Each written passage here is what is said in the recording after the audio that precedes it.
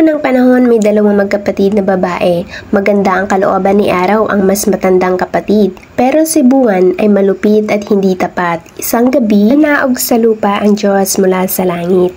Nagbigay siya ng brilyante kay Araw. Hindi nagbigay ang Diyos ng regalo kay Buwan dahil hindi kasing ganda ang kalooban nito.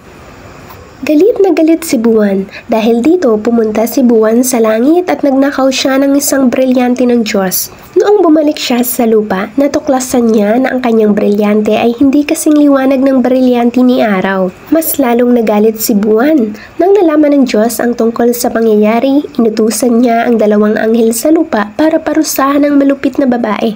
Pero umabuso ang dalawang anghel at ibinato nila ang dalawang magkapatid sa dagat. Tapos, ibinato rin nilang paitaas ang dalawang brilyante sa langit.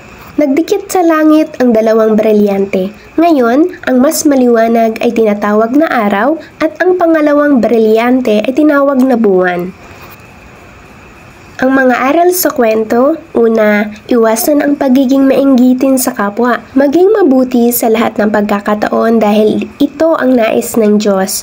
Pangalawa, ang pagiging mainggitin ay walang mabuting maidudulot, bagkus ito ay magdadala sa atin ng kapahamakan. Pangatlo, kung may nais na maabot o makuha sa buhay, ang pinakamahusay na paraan ay pagtrabahuhan ito ng mabuti, pagpaguran, pagsumikapan at hindi kunin sa mabilis at masamang paraan. Dito na po nagtatapos ang ating kwento mga kabinibini, ang kwento tungkol sa bakit mas maliwanag ang araw kaysa sa buwan. Maraming salamat po sa panonood at pakikinig mga kabinibini. Please like and subscribe. Mag-iingat po kayo. God bless. Bye-bye.